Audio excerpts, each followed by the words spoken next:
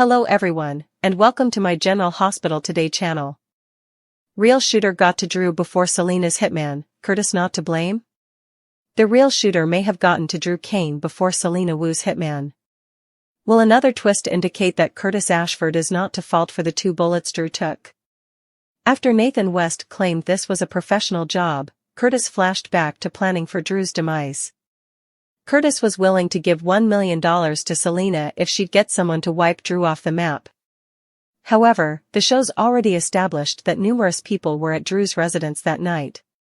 What if another gunman arrived and squeezed the trigger before Selina's hitman could carry out fatal orders? That would suggest Curtis isn't the reason for Drew's almost catastrophic outcome. Curtis may have cancelled the hit at any point after placing the order. Fans of GH only know what Curtis remembered from the December 2nd episode, so they may not yet be aware of the entire story. There may be another flashback that shows Curtis changing his mind and phoning Selina to call off the hit. Again, Curtis might have dreaded the hit moved ahead anyhow considering what happened to Drew. Nevertheless, Selina may have told Curtis that Drew would indeed be dead if her hitman had carried out the murder. It's kind of odd that Nathan thinks this is a professional hit considering they left Drew alive on the floor. Given that it wouldn't have been difficult to shoot Drew once more and put an end to his life, this could indicate that it wasn't as professional as initially thought. It's possible that the gunman became frightened and fled, but it wouldn't be very professional either. Something just doesn't add up here, therefore there has to be more to the story. Curtis' Selina recollections delivered a thrilling discovery, but it didn't feel like the big reveal. Hopefully, GH will display a flashback of someone actually shooting Drew at his home when the true shooter response is revealed.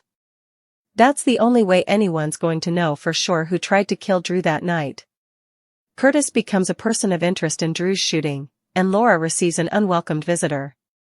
Did Selina have Drew shot? After learning that Curtis was brought in, Portia arrives at the PCPD and finds him being questioned by Jordan. Portia texts Ava to inquire about her whereabouts, snarking that Curtis is in capable hands. Jordan notes that Curtis didn't even have access to the murder weapon, despite Nathan's claim in the interrogation room that, as a former police officer, he would know how to set up a murder scene to allay suspicions. Nathan says Curtis could have gone to the Quartermain mansion on Aurora business to visit Michael and lifted the revolver then. Curtis keeps having flashbacks concerning his encounter with Selina, who questioned him about his desire to kill Congressman Kane. He explained he'd been targeting his family, particularly his Aunt Stella. Jordan asks Nathan why they are questioning Curtis since they already have a suspect on trial. Nathan clarifies that Curtis' alibi has flaws and that they are supporting the DA's case by ensuring it is tight with regard to any other possible suspects. Curtis goes on to describe his encounter with Selina, who stated that although she generally wouldn't participate in such high-level killings, she enjoys working with Curtis. Selina stated she knew the ideal person for the work and that it will be finished in the next 2 hours. Back in the present, Curtis tells Nathan this is a fishing expedition, and Nathan has nothing on him. Nathan wonders where his wife was that evening and why he was drinking with his ex when Curtis maintains his position. Curtis insists his relationships are none of Nathan's business and storms out. The mystery surrounding Drew Kane's shooting has taken a darker, twistier turn than anyone in Port Charles expected, and the most shocking possibility of all may be that the real shooter got to Drew before Selina Wu's hitman ever arrived, meaning Curtis Ashford may not be the one responsible for the 2 bullets that nearly ended Drew's life. From the very moment Nathan West suggested that the attack on Drew had all the markings of a professional hit, Curtis' mind flashed back to the night he secretly met with Selina Wu to arrange exactly that kind of so-called professional job, one that he was ready to pay a full $1 million to have executed.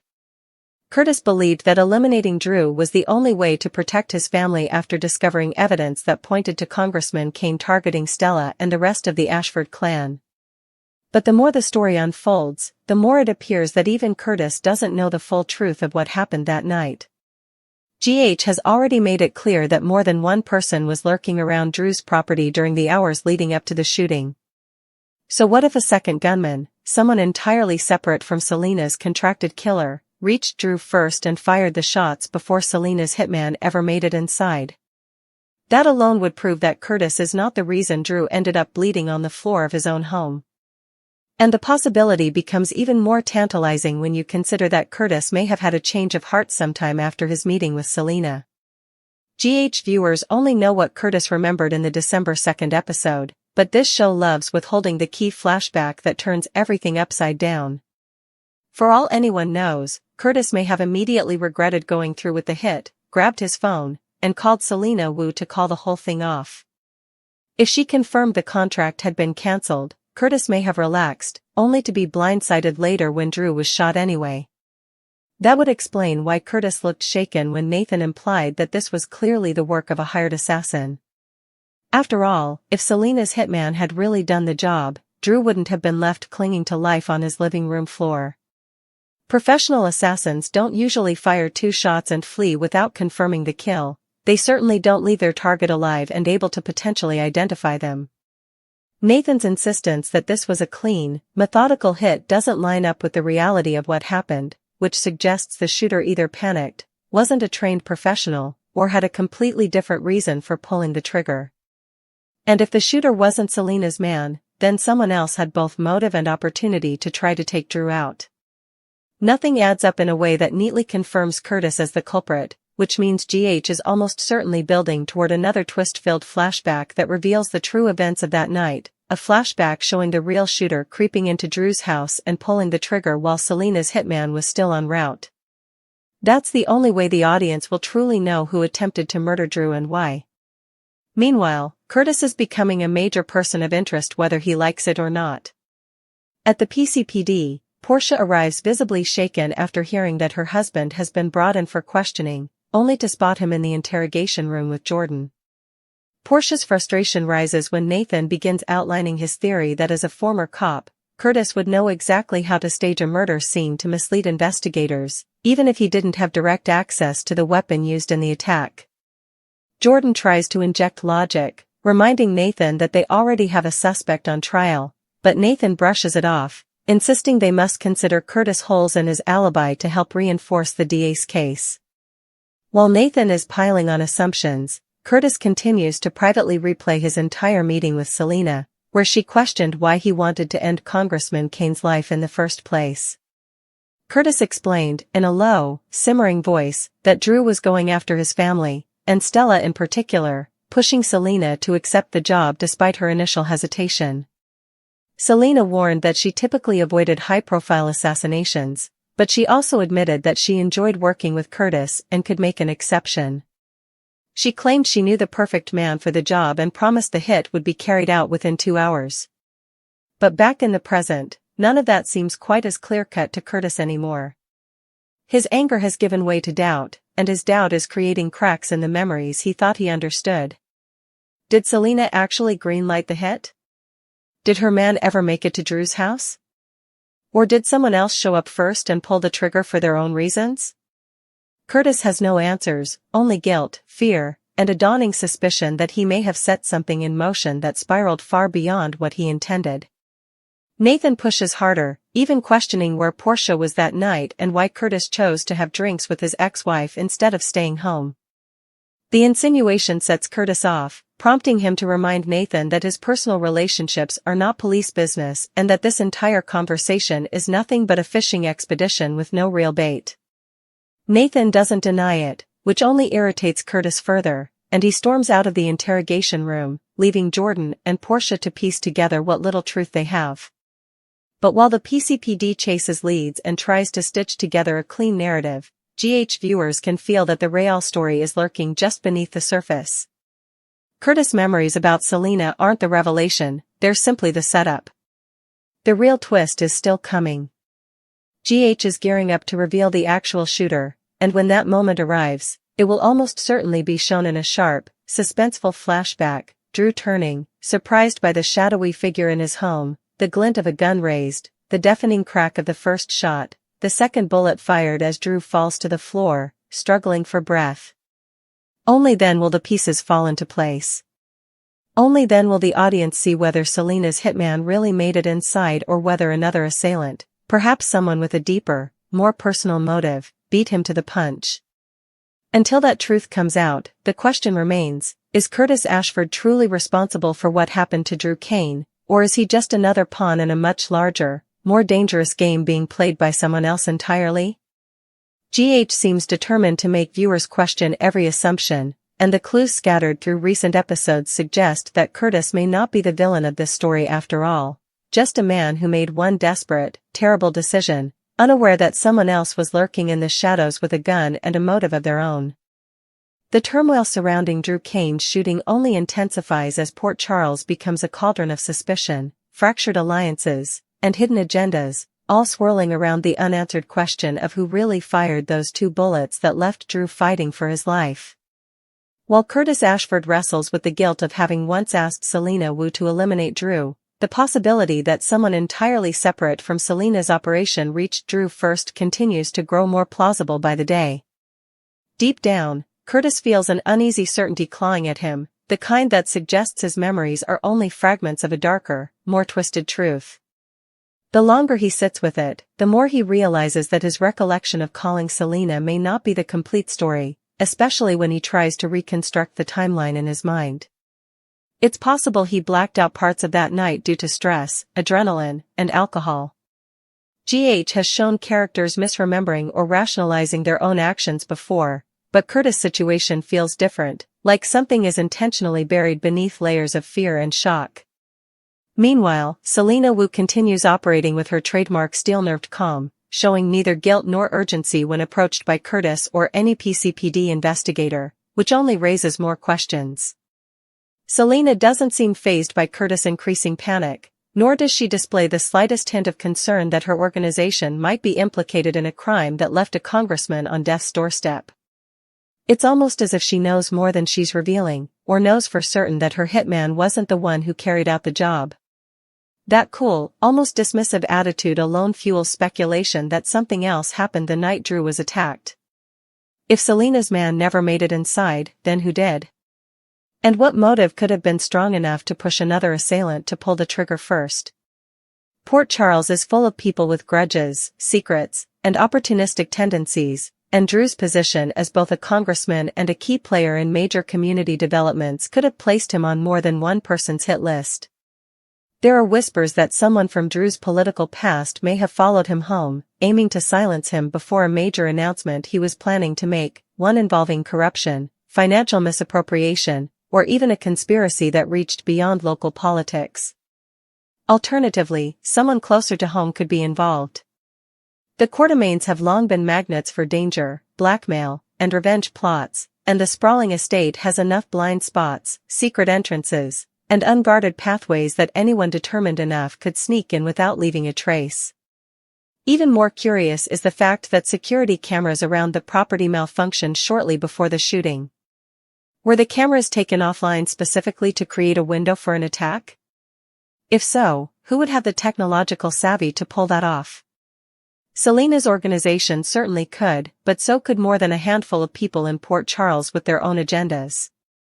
The deeper Jordan and Dante dig into the night of the shooting, the more complicated the puzzle becomes, especially once they discover that an unidentified car was spotted on a traffic camera leaving the area moments after the shots were fired. The vehicle's plates were deliberately obscured, and its driver wore a hat low enough to conceal their face. Whoever they were, they clearly didn't want to be recognized, a clear sign that this wasn't simply a crime of passion or a spur-of-the-moment decision. It was planned. Calculated. Deliberate. And the timing could mean that this mystery shooter arrived just minutes before Selina's hitman was scheduled to carry out the job.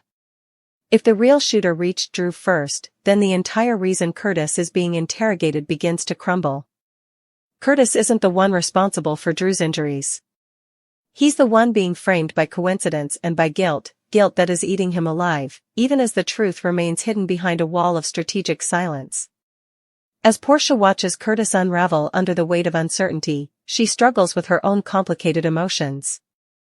On one hand, she is furious that Curtis ever considered working with Selina Wu, a woman whose reputation is stained with violence and manipulation. On the other hand, Portia can see the fear in Curtis' eyes, not the fear of getting caught, but the fear of what he may have unintentionally unleashed. He's terrified not only for himself, but for the people he loves, for the ripple effect his actions may have created, and for the possibility that he may never be able to undo what he set in motion. Meanwhile, Jordan finds herself trapped between duty and personal history. Her years with Curtis left her with a deep understanding of how his mind works under pressure, and she knows that despite his worst decisions, he is not a man who kills lightly. She can't shake the feeling that something is being overlooked, something big, something crucial that could prove Curtis is innocent. And yet her professional side pushes her to follow every lead, scrutinize every missing piece, and refuse to let emotional bias cloud her judgment. But Jordan isn't the only one sensing that the case is about to explode in unexpected directions. Laura Collins, who has seen more than her share of conspiracies and cover-ups, receives a highly unwelcome visitor, someone connected to the night of the shooting, someone who warns her to stop digging into certain areas of the investigation. The message is clear: back off, or risk becoming the next target. Laura's experience tells her only one kind of person makes a threat that bold, someone who thinks they're protected by forces even more dangerous than Selina Wu. As Laura considers whether to share this encounter with the PCPD, she begins to suspect that the attack on Drew may be part of a broader operation, something tied to government contracts, international dealings, or a criminal enterprise that Drew unknowingly stepped into while working on classified legislation. If that theory holds water, then Drew's shooting wasn't personal at all. It was a warning. Or worse, a failed attempt to silence him permanently before he exposed something enormous. Back at the PCPD, Dante and Nathan continue pressing their theories, but the cracks are showing. Nathan's insistence that the hit was done by a trained assassin falls apart the moment forensic experts reveal inconsistencies in the shooter's trajectory, hesitation marks on the flooring, and the presence of fingerprints that do not match any known associates of Selina Wu. If Selina's hitman had fired those shots, the work would have been cleaner, more efficient, and far less sloppy. Instead, the evidence suggests the shooter was nervous, possibly untrained, but still determined enough to pull the trigger. That contradiction leaves the PCPD baffled, especially considering the timing of the attack. If a frightened or inexperienced shooter acted first, then how did they know Drew would be home at that exact moment? That kind of precision requires knowledge of Drew's schedule, and only a select few people had that level of access. Meanwhile, Selina herself continues to drop subtle hints that confuse the situation even more. When Curtis confronts her again, demanding to know whether her hitman ever reached Drew's house, Selina simply smirks and says, "You're asking the wrong questions, Curtis." He presses her, but she refuses to confirm or deny anything. Instead, she insinuates that Curtis has no idea how many people wanted Drew dead, and that some of those people move in circles even she doesn't infiltrate.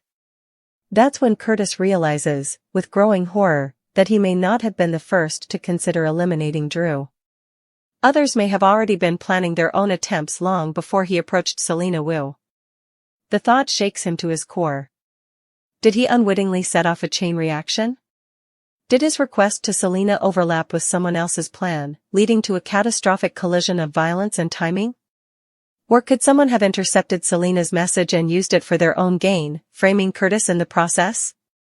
The unanswered questions pile higher as Drew remains unconscious in the hospital, unable to identify his attacker or explain why they wanted him dead.